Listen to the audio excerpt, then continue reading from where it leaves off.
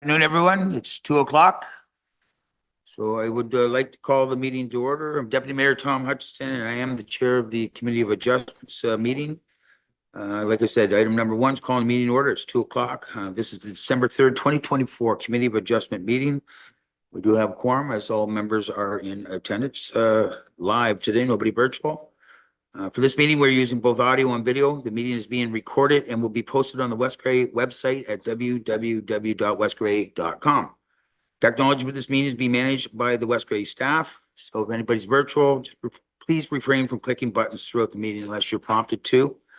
And before we continue, I'm asking Communications Coordinator Ms. Noble to provide an overview of some of the other key points for those attending virtually. Ms. Noble. Thank you. And through you, Deputy Mayor Hudson. Before I begin, at any point, if you get disconnected, you can dial 1-647-558-0588 and enter the ID for this meeting, which is 891-5626-2480. Both members of council and staff have been briefed on the various features of the Zoom meeting software and will be raising their hands physically to speak. For members of the public, if you require any technical assistance, please send a chat message to myself, Ashley Noble, Communications Coordinator, and I will attempt to assist you. It should be noted for members of the public that this meeting is taking place across two meeting platforms, both on Zoom as well as being live streamed on YouTube. Public participation, if any, must be done through Zoom and cannot be done through YouTube at this time. Thank you, Ms. Noble. Item number 2 on today's agenda is the purpose of the meeting. Planner Smith, if he could please provide an overview on that, that'd be great. Mr. Chair, the purpose of today's Committee of Adjustment meeting is to present the following applications. A12-2024 for 309 David Winkler Parkway for Mr. Brubaker. Application B27-2024 for Plant, and application consent B29-2024 for Lemke, which is one minor variance to legal non-conforming use and 2 consents.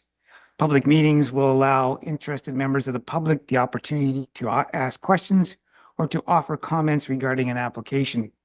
Notice of the public meetings were posted on the subject properties and circulated via mail prior to the strike, postal strike, to those persons within 60 meters of the property and to prescribed agencies as required by the Planning Act. A public registry is available here in the council chambers for those attending a public meeting in person. As noted by our communications coordinator, Ashley Noble, participation in a public meeting can also be done online. Recent changes to the Planning Act restrict the right to appeal a decision of the Committee of Adjustment to prescribed persons and agencies. Neighboring property owners no longer have the right to appeal any decision of the Committee of Adjustment. If you wish to receive notice of the decision of the Committee of Adjustment on any application presented today, please provide your name and mailing address to the municipality of West Grey in writing. Thank you. Thank you, Planner Smith. Item number 3 is disclosure of pecuniary interest, disclosure of interest. Is there anybody on the committee that has anything to declare at this time? Any conflicts? If not, one should arise during the meeting. Of course, we all know we can declare it at that time. Seeing none, I'm going to move on to item number 4. And that's the approval of the minutes. 4.1, approval of the minutes from the Committee of Adjustment hearing held on November the 5th, 2024. And the recommendation would be that the Committee of Adjustment hereby approves the minutes of the November, 5th meeting. Is there anybody who would like to move that? Member Eccles? Thank you, sir. For a seconder for this. Member Townsend? Thank you, sir. Comments or questions on those minutes? Errors, omissions? Seeing none, we'll call the vote. All those in favor, receiving? All in favor, there's none opposed, so that motion has carried. So moving right along, we're on to item number 5. This is our first application today, and that's application number A12-2024-309 David Winkler Parkway, Newstead. And under 5.1 is report from the planning staff. And Planner Smith, if you could just provide your comments under this application A12-2024, and that would be including any written or verbal comments that you've received right up to the start of the meeting. Planner Smith, sir, go ahead. Thank you, Mr. Chair. As you mentioned, the application A12-2024 is to facilitate an addition to an existing legal non-conforming dwelling. The application, the existing dwelling, there is an existing dwelling on the property. It's in a C2 highway commercial zone in Newstead. The C2 highway commercial zone that's applied, this property does not allow for a dwelling separate and distinct from the existing highway commercial use, but the house has been on a house, not necessarily this house that's being added onto, has been on the property for many years. And between our the planning department and the building department, we've determined that there's enough evidence that it is illegal non-conforming use in terms of the house. The application was circulated to various agencies as required of the act between West Gray Public Works, West Gray Building, County of Gray, and all of them have noted no concerns with the application. We received no comments as the date of writing a report or since the report was submitted for your consideration on your email. Legal non-conforming uses are reviewed differently under the Planning Act in terms of a minor variance. It's a minor variance, but it's not. It's reviewed as a separate section 45-2AI of the Planning Act. The 45-2AI does not apply standard 4 tests of a minor variance that you would have heard on other types of applications. The tests that are applied have been gone to many levels of court over the years, and Superior Court and appeal courts and so on and so forth, in order to determine what is the act specifically saying, what are the review criteria. And basically it comes down to basically two: whether the application is desirable for appropriate development of the subject property, and two, whether or not the application will result in undue adverse impacts on the surrounding properties and neighborhood. There's no test such as is it minor in nature. Doesn't exist because the act, the way it's written, does not apply the test to a 45-2AI legal non-conforming use. In this particular case, when we took a look at the application and those two particular tests, we found no particular issues overall, no issues with the County of Gray in terms of their transportation system or their access, no issues with the neighboring property owners in terms of any adverse impact on them or on the environment, and that the enlargement to the legal non-conforming use would not result in any negative visual impacts or the use of the abutting properties, as I mentioned. Overall, we found that the application did meet the two requirements as set out by various tribunals and courts over the years, and we recommend that the recommendations provided to you in your report be approved. Thank you. Thank you, Planner Smith.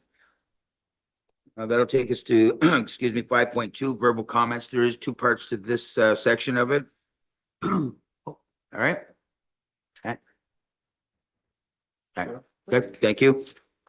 Anyways, 5.2.1 is the committee members' comments, and then once that's completed, we will go to 5.2.2, and that will be the public comments. So, number one, committee, do you have any comments, questions at this time? Member Hutchinson. Yeah, I see that that there's a accessory building that has to come down. I presume it's a non-conforming shed or something. I don't know what that's all about. But I do wonder, just from the diagrams I'm seeing, looks like there might be a swimming pool in the backyard, but I can't really see the fencing. Is that something that we can put a little pressure on, since it is one of in our bylaw? So, a couple of things there. I'll start with the fencing of the pool as a separate West Gray zoning, sorry, not bylaw, as a separate West Gray bylaw is enforceable together with the possibly with the building department's issuance of that on the property.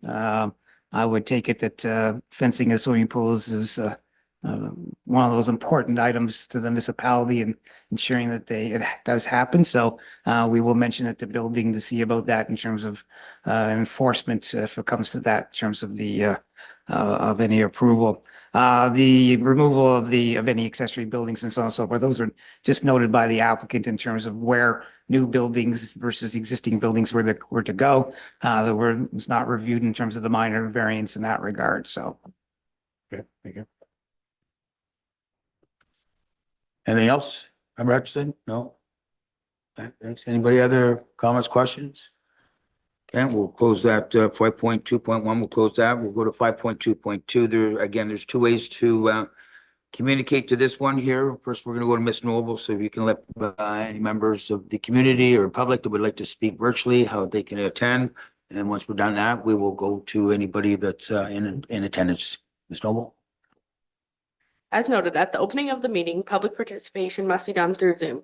Members of the public joining virtually wishing to participate in this portion of the meeting may do so in one of two ways.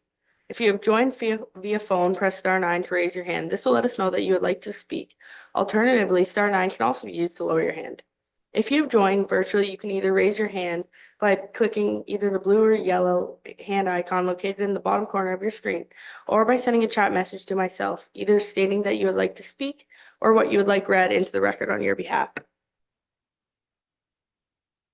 Everybody online or any chats that we can't see on the screen? No? Okay. Anybody in attendance here would like to speak to the item? Okay. Seeing none, we will close 5.2.2 as well. And that takes us to 5.3, and that's decision by the committee. What direction would the committee like to take with this application? And the recommendation is on Planner Smith's report. I've looked for somebody to, Member Eccles, the floor is yours, sir. Go ahead. We're just going to move it. The recommendation. Thank you, sir. Seconded by Member Noon. Everyone clear on the recommendation? Okay. Comments or questions? Okay, seeing none, we'll call the vote. All those in favor, you can just raise your hand. All members are in favor. There's none opposed. That motion has carried. And that'll take us to item number 5.4. Planner Smith, what would be the next step, sir? The planning department will issue a notice of decision to those agencies that have an interest in it. There will be a appeal period that those agencies can determine whether or not they are in agreement with the decision or not. Upon the completion of an appeal period, the applicant can come forward to the building department and pursue the building permit application. There's no specific conditions other than the tax condition and the decision that they would have to meet. Thank you, Planner Smith. That concludes the first item on the agenda. The next item is number 6, and that's application number B27 2024-444374 concession 8. Under 6.1 is report from the planning staff. And again, Planner Smith, you could provide your comments, including any comments that you received up until the start of this meeting. Planner Smith, please. Thank you, Mr. Chair. As you mentioned, B27-2024, an application for consent severance. I'll ask Ashley if you bring up a picture from the PDF file available, please. Page 23 of 42 in the PDF.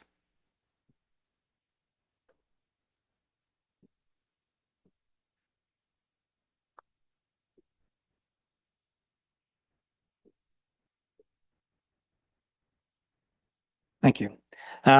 Shown on the Schedule A here is the post-severed lot in the upper left-hand corner of the screen, approximately 79.24 of frontage on concession 8 and a depth of 152.4 on the severed lot, and the remainder of the retained lot, as you can see within the red.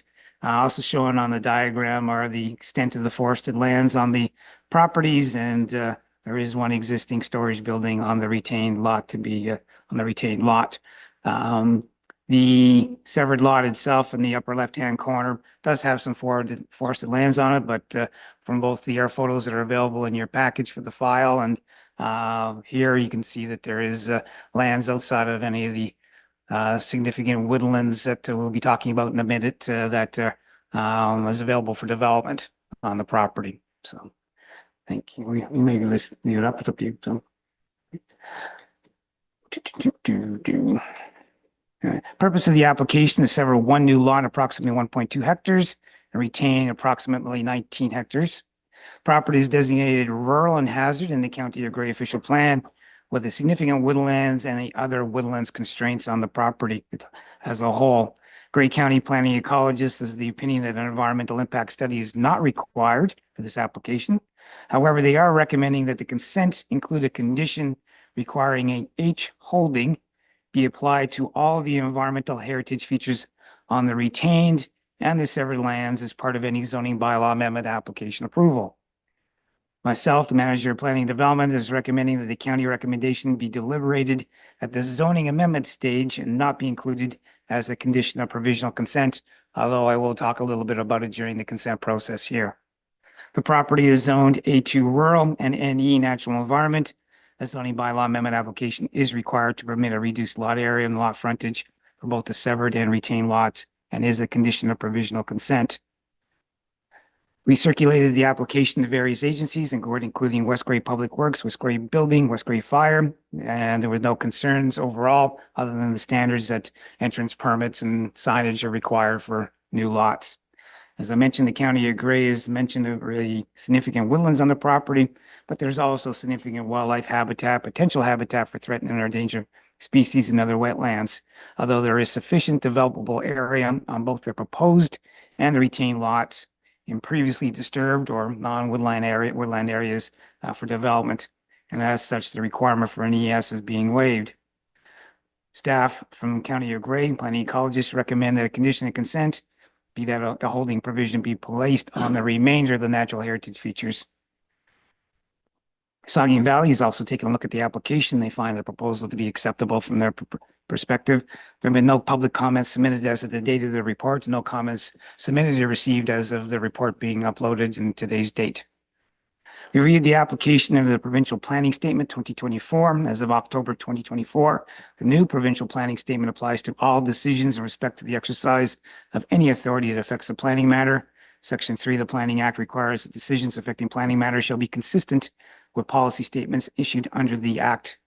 The subject lands are designated as rural and hazard in the County of Gray official plan, and therefore we take a look at both the rural and hazard policies, and we also take a look at the natural heritage policies of the Provincial Planning Statement, in particular section or policy 4.15. That states that significant woodlands shall be protected for the long term and that development within or adjacent to, that is within 120 meters of the feature, shall be prohibited unless it has been demonstrated that there will be no negative impacts on the natural features or their ecological functions. It is the opinion of the county planning ecologist that an environmental impact study is not required, as there is sufficient land outside of the natural heritage features. However, they do recommend again that the consent include the condition for the H holding on all of the natural heritage lands on the property. And if you wouldn't mind going back, can we bring up that page 23 again of the PDF?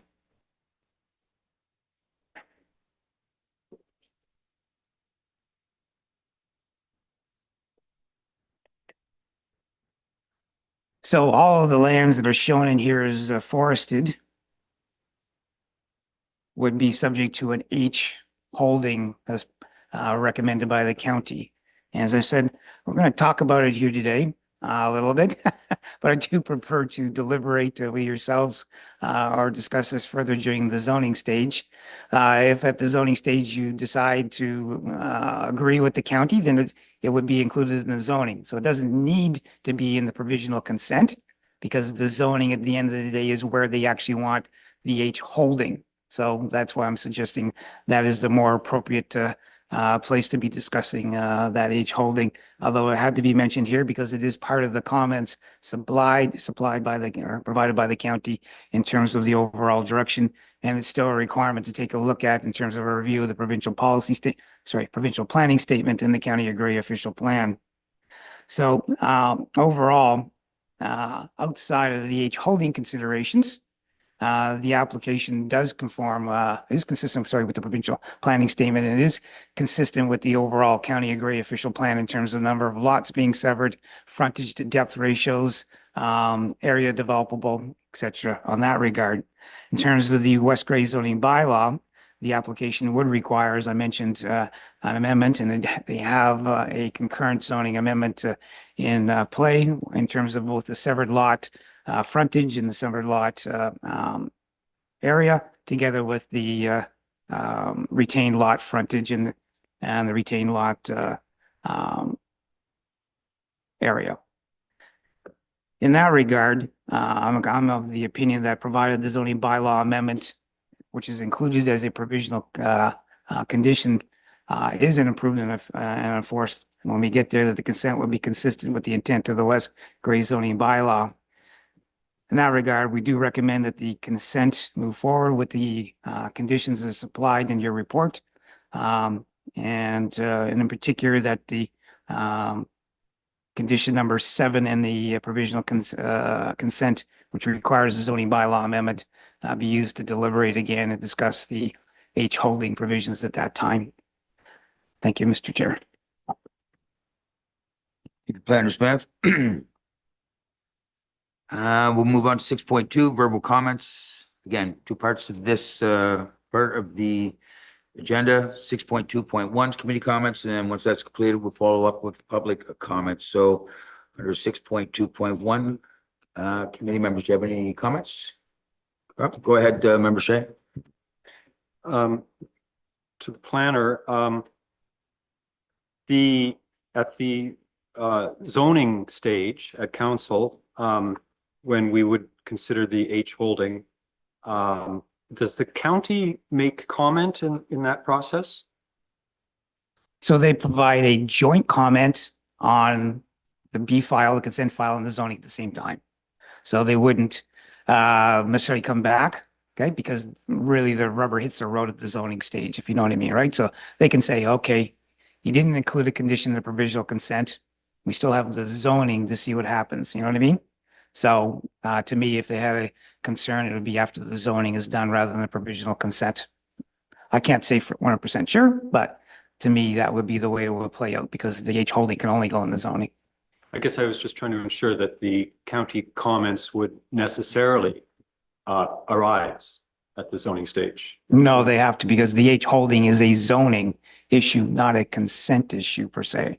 Yes, but I'm wanting to make sure that the county Yeah. comments would arise at the zoning stage. Yes, and that's the report does say that we will discuss that at that stage. And the county comments will be quote unquote copied from here pretty much and stuck into the zoning report also, which is provided to you to see what the various agencies and the public have commented on.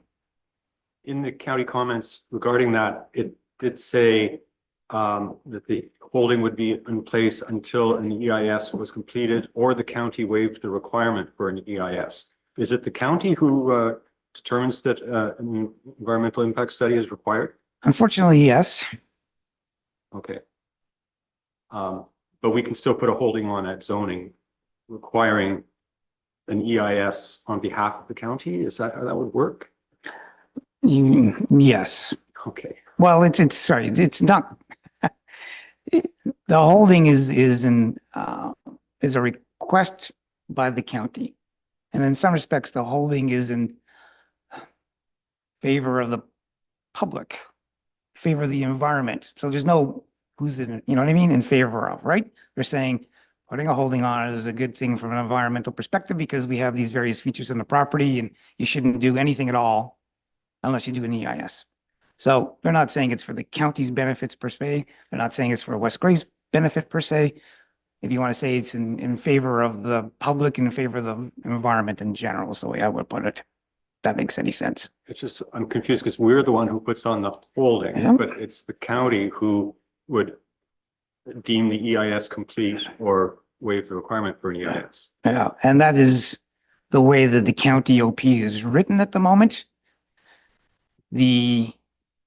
I guess the assumption is that there's a level of expertise available at various levels of government. And at one time, it would have been written to the Saugeen Valley Conservation Authority, who did natural heritage reviews on behalf of the municipality. And now that contract between West Gray and the county to provide that service. So that's why it sits there as opposed to being at your staff level. If, for example, you were to contract natural heritage review with a private consulting company, it could possibly be sent to their review, as in providing a expert opinion on certain things that myself as the planning department or building department don't have enough expertise in to say when it should be and when it shouldn't be. Okay, one final question. You said when Ashley brought up that last image that the treed area was the area that would have the holding applied to it. Correct. And you said earlier that natural heritage features are adjacent to or within 120 meters of such and such features. So Shouldn't it be the treat areas plus 120 meters? I think we should have that discussion during the zoning. Okay. Will you remind me to bring that up? I will certainly remind you. Okay, thank you. Anything further there, Member Shane? No, I'm good, thanks. Okay, did you make a note of that one? Those? Okay, any other comments or questions? No?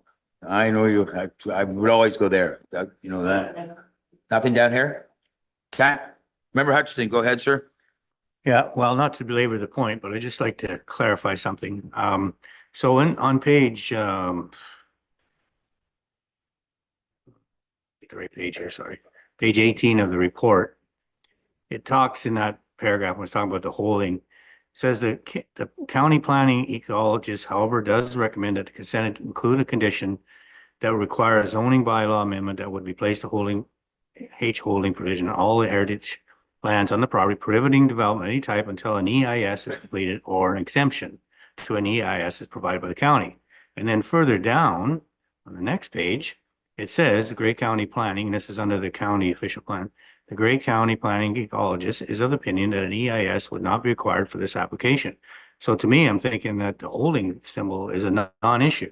They've already said they would waive it if the county says there's no EIS necessary. So do we even need a holding symbol? Right. So not quite probably what they're getting at. So they looked at the application kind of two ways. Number one, there's enough developable land outside of the natural heritage features to build on. Let's go with that. All right. And even if you were to build on that land, since it's within 120 meters, considering we're just talking about typically a house or a barn, that the impact to the natural heritage feature would be small to non-existent. Therefore, an EIS for that scale of development is not required. However, if you want to build inside the trees, we want an H holding for a house or a barn or a shed or to dig a hole in the ground. Because we don't know if that hole or building or shed or house is going to have a negative impact on the feature, is what we're at. So they kind of separate out right now. This is what you got, but don't do anything else on this property. Don't, okay? Unless you have a holding on it, so that we have this control. Okay, thank you. Anything else from any of the committee members? Okay, no other comments or questions, then I'm gonna move on to 6.2.2, and that's applicant, agent, members of the public. And I'm gonna check Ms. Noble, if you could just let people know, anybody in attendance virtually, and if they have any comments or questions, and explain to them how they can participate, please, and then I will turn it to the public here that's in attendance.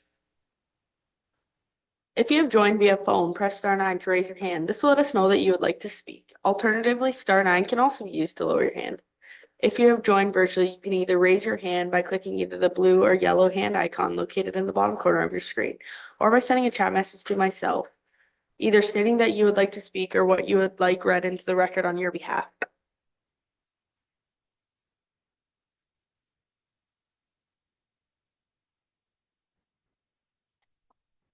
See, there's nobody virtually that would like to comment or, all good, clear?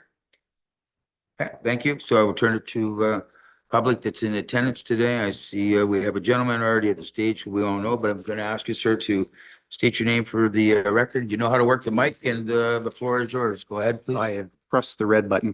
My name is Ron Davidson. I'm planning consultant, and I am representing the property owner, Mr. Robert Plant, and I shall be brief. David did a thorough job evaluating the application. Bottom line is that it does conform with the county official plan, and it is consistent with the provincial planning statement.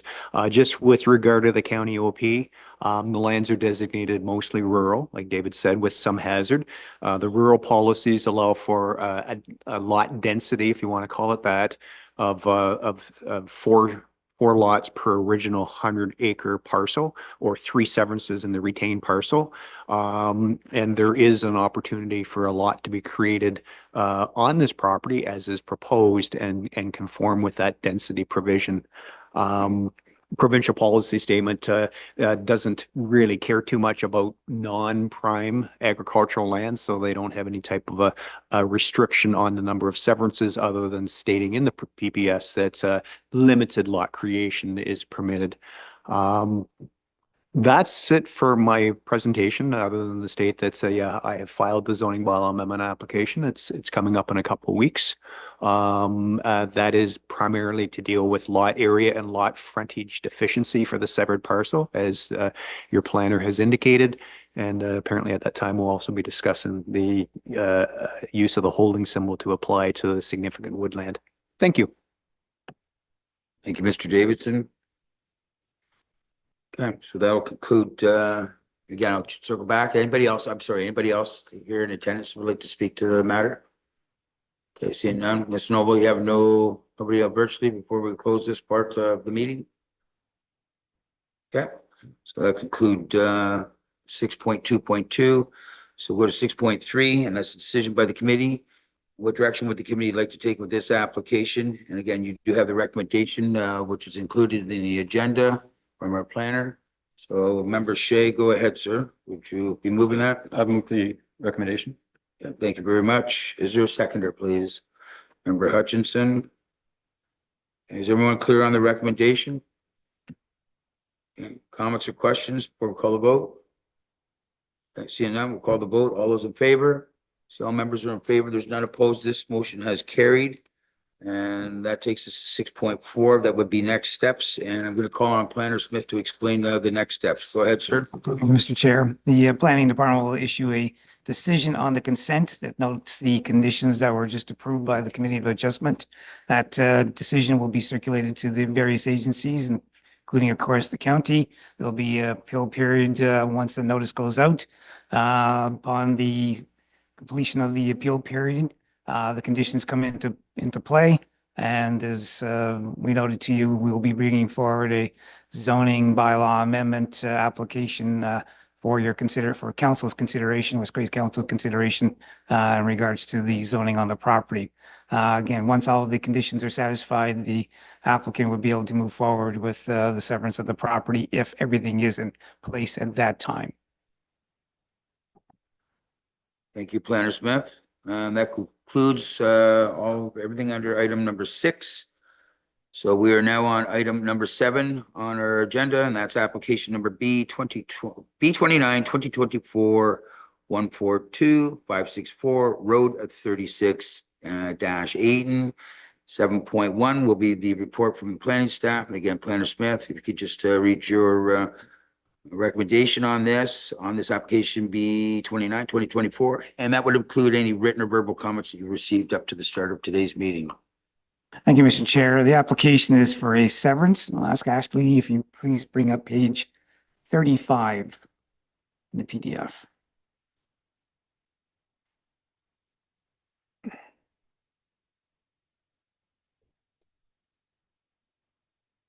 The schedule on the screen in front of you shows both the severed lot on the, I guess it's on my left, and the retained lot on the right. Severed lot to include a existing licensed aggregate pit, a couple of storage buildings. There's no dwelling on that portion of the property. And on the retained portion, a number of features, including house sheds, and labeled on this particular schedule, a mobile home to be removed. Could you go to the next page, please? There's a photo of the retained lot. One more, please. And this is the street view taken from the Road 35 of the mobile home that is discussed within the report.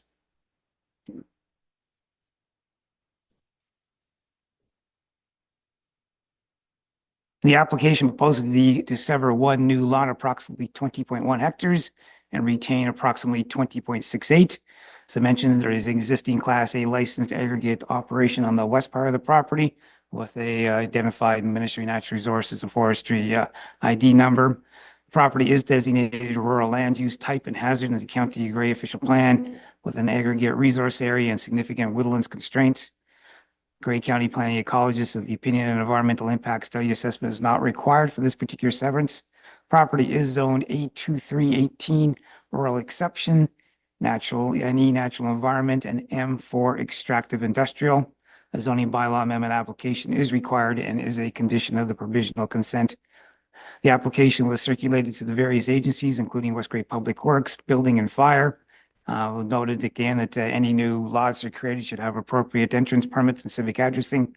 The County of Gray noted that in this particular case for the aggregate resource area on the property that lots less than 20 hectares would not be permitted, but these are both slightly, sorry, one of them is just slightly over and there's no particular issues with that. Property contains or is adjacent to significant woodlands, significant wildlife habitat, and potential habitat for threatened and endangered species. County of Gray Planning Ecology does understand there is sufficient developable area outside of those features. And therefore any development such as a potentially new dwelling on the severed portion where the aggregate operation is would not require an EIS. I guess you could say it's a little interesting they didn't provide the same kind of similar comments on an EIS or holding as you've heard in the previous application for Mr. Plant, although the extent of the natural heritage features on this particular property is quite a bit less than what we've seen on the Plant one. But nevertheless, we did not receive a particular comment on this one. Saugeen Valley Conservation Authority is also finds the proposal to be acceptable in this case. There were no comments received as of the date of the writing the report, and we received none since the report was uploaded to the website or today's date. The application was reviewed against the Provincial Planning Statement 2024 that came into effect October 20th, 2024. We reviewed section policy 415 under natural heritage, reviewed policy 4.55 mineral aggregate resources, and we reviewed the policies regarding rural land severances within the that particular section. And overall, we do find that the application is consistent with the provincial planning statement in this particular case. The County of Gray official plan, as I mentioned, the lot is designated rural and hazard. There is no development proposed within the hazard lands.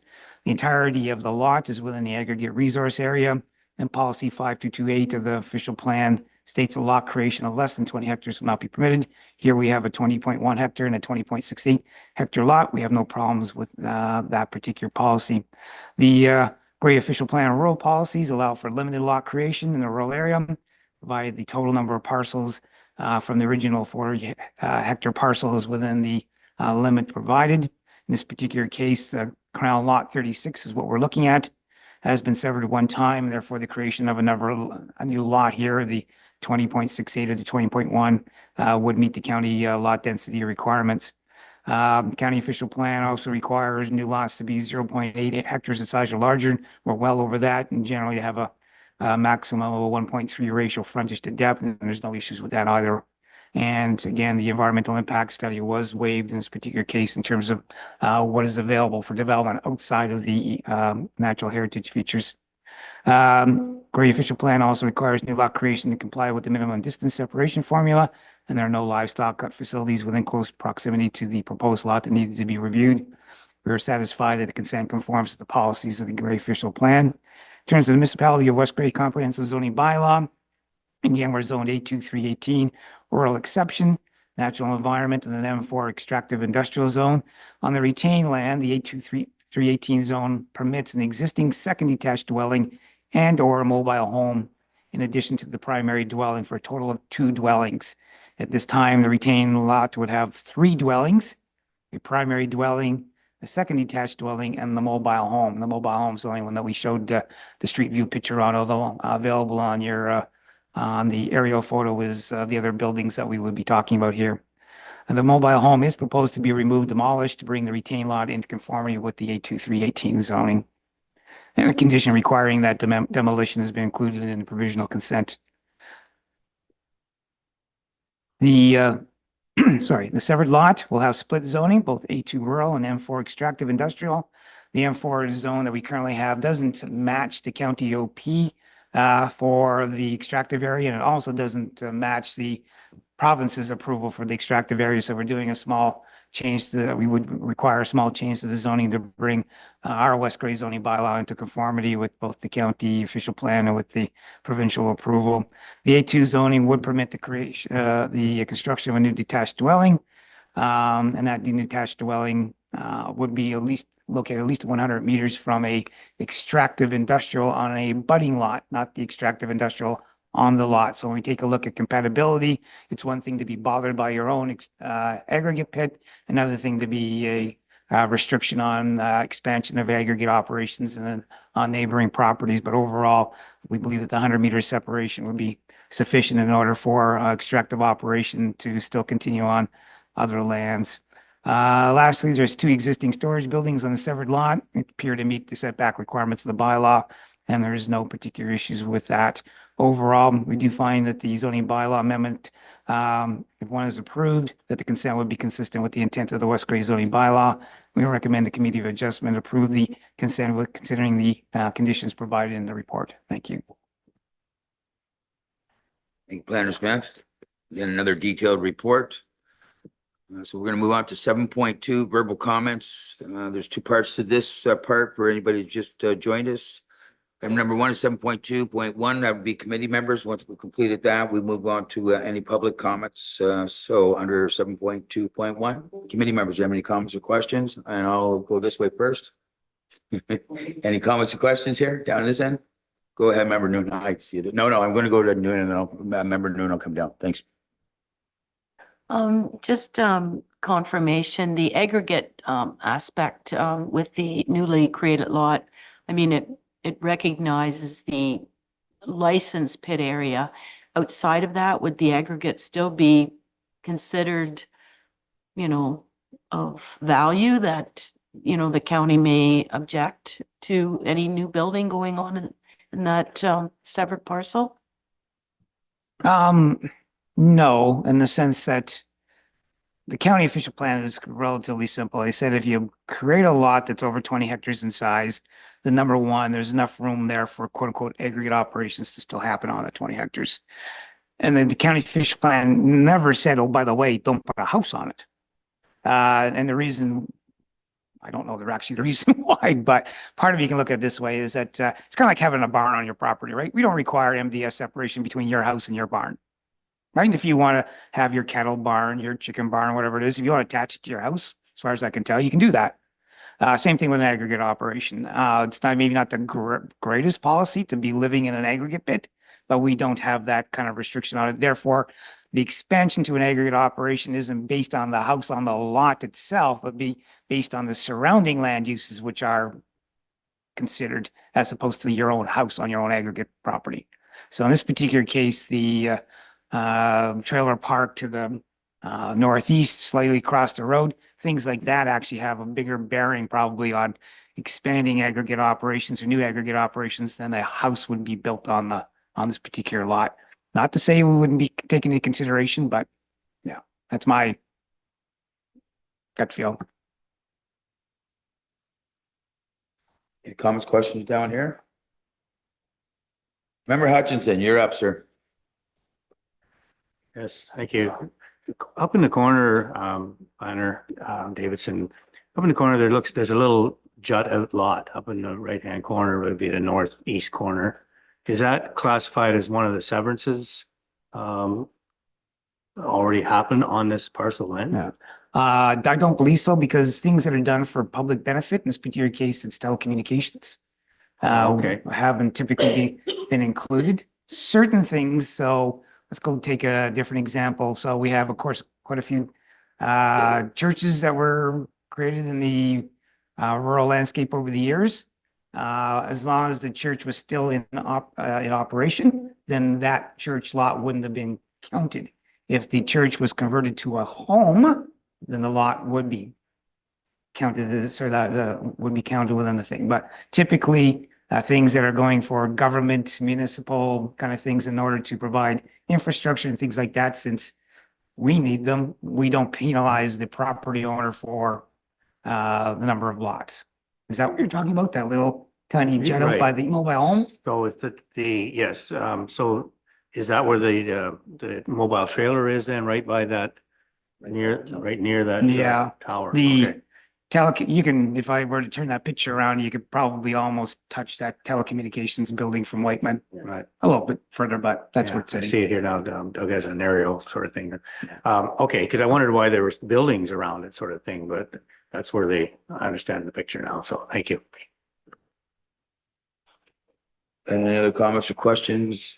Member Eccles, go ahead, sir. Thank you. Just for, it's another thing on the mapping. On the colored map on page 41, 42 in the report, it's Plumeville. Is that? I'm looking to our postmaster from out of Eaton. Do you remember that? I don't, that's a pioneer settlement, but I know Plumeville is out on Highway 6, considerably south of this as well, too. Just that name showing up on the map was slightly confusing.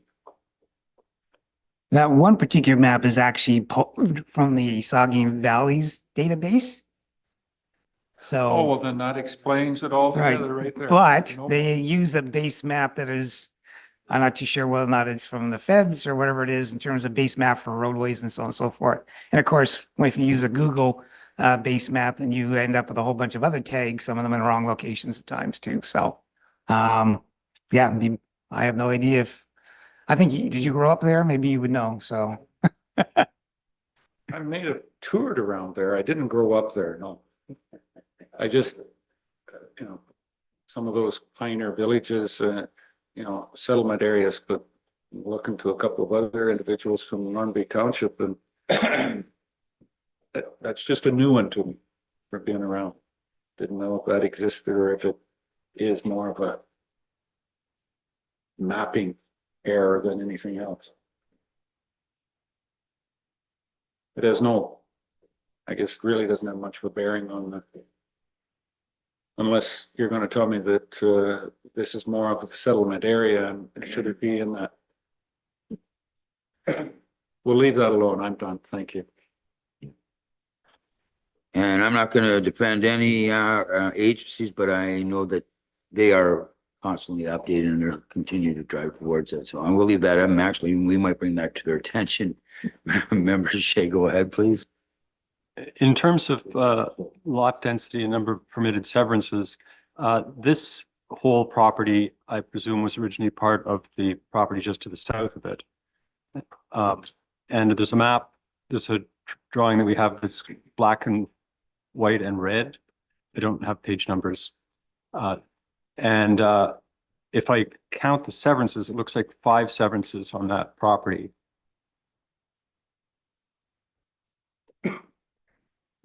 Page 35, apparently.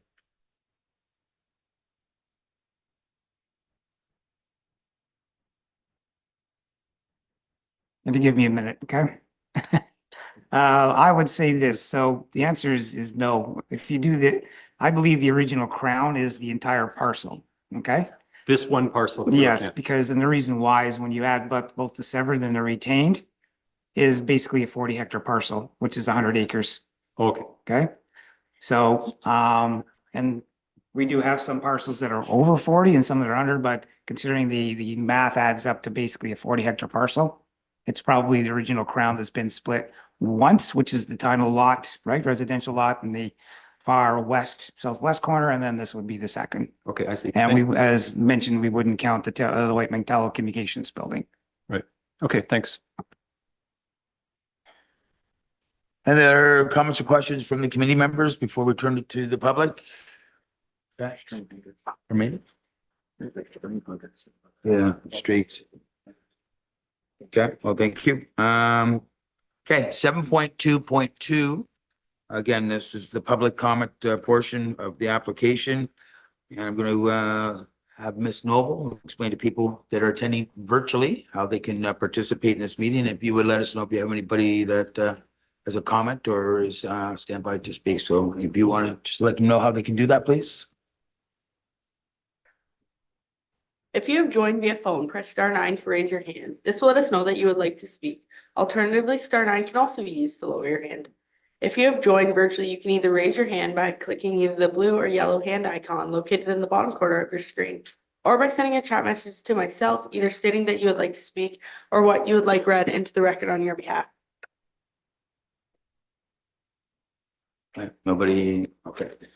Now we'll go, anybody that's here in attendance, and I just see a gentleman at the table. We all know who that is, but I'll turn it over to you. If you could just introduce yourself for the record, and the floor is yours, sir. Sure, I am still Ron Davidson. I'm here today representing Marie and Rosalind Lemke, who can't make it. They're getting on in their years, but their daughter's here, Deborah. Not that it's relevant, but I'll explain why this severance is occurring. So Clark Brothers Contracting is interested in the gravel pit. They own a gravel pit northwest of this property. And there is some material left on this property. The Lemkes haven't tapped into that resource in a few years. Like I said, they're getting up in years. So they want to separate, the Lemkes want to separate the 50 acres that have the 2 houses and a couple of sheds on it and the aforementioned mobile home from the balance of the property. They haven't figured out what they're going to do with that property yet, but they do know that Clark Brothers are very interested in the westerly portion, which is again the portion that has the gravel pit on it. That's why. But it does pass the tests of the official plan. Just to answer a few things here. First of all, Councillor Shea's question about the original lot and concession. This is it. Like David was correct. The lands to the south formed a different lot. There's only been one lot that's been severed off, and that's to the southwest. You've heard a couple references to Whiteman's Tower. That mapping is incorrect. It shows on the county as if it's been hived off. It's not a separate lot. It's an easement. Again, David didn't seem to think that was relevant anyways because it doesn't count. It's not a strike against you when you start counting how many severances you can get. But again, to be clear, it's a mapping error. I brought that up with the county GIS department. Deborah's reminds me or has told me that her folks receive a check every January for the rent. So so obviously it is a lease and not an actual lot. With regard to the mobile home, yeah, it's in rough shape. You can't live in it. And Deborah's already been in contact with somebody who is hoping to have it removed before Christmas. So that's good. I think that's about it for my comment. We have filed a zoning bylaw amendment to do a few of the things that David had mentioned in terms of what we need to shift to. The mapping is wrong for some reason for the location of the gravel pit, so that'll straighten that up. And there's a couple other things that the zoning bylaw amendment's going to do, and I believe that's coming back to or coming to council in January sometime. That's it for my presentation. Thank you. Thank you, Mr. Davidson. Well, that will conclude that part of the agenda, which is takes us to 7.3, and that is decision by the committee. And what direction would the committee like to take with this application? Member Townsend, go ahead, sir. I would like to move the recommendation as presented in the package. Thank you, Member Townsend. Is there a seconder for that? Member Noon, you're going to second that? Comments or questions? Okay. Seeing none, we call the vote. All those in favor, you can raise your hand, please. I see all members are in favor. There's none opposed. That motion has carried. Takes us to 7.4, and that is next steps. Planner Smith, sir, go ahead. Thank you, Mr. Chair. The planning department will issue a decision on the consent with the conditions as outlined in the rule we just did. The notice of decision will be sent to relevant agencies. There will be an appeal period. Upon completion of the appeal period, the applicant can move forward satisfying the conditions. One of them, as mentioned, was a requirement for zoning bylaw amendment, which will be brought forward to West Grade Council to hear in that regard. And the remainder of the conditions would be satisfied after that in terms of having the severance completed. Thank you. Thank you, Planner Smith. So that completes the applications that were before us today. Item number 8 is next meeting. I do not believe we have one in January that I had seen. So the next meeting, I believe, is February 4th, and that will be 2025. And I think at that point there, so we will be back as a committee sitting And before I adjourn, I just want to thank Planner Smith and everybody that works behind the scenes and the staff that bring all the reports through to present to us every month. They're very thorough and certainly helps us with our decision making. Also like to thank the members of the committee for the hard work that you do behind and preparing yourself for these meetings, because it certainly makes our decision making and what is before us, a committee of adjustments, run very smooth. So as your chair for the 2024, thank you very much, everyone. And I'm wishing everybody in West Gray a healthy, happy and safe holidays. So with that, I will say that we've completed everything on today's agenda, and I will declare that we stand adjourned at 2:55 p.m. Thank you very much.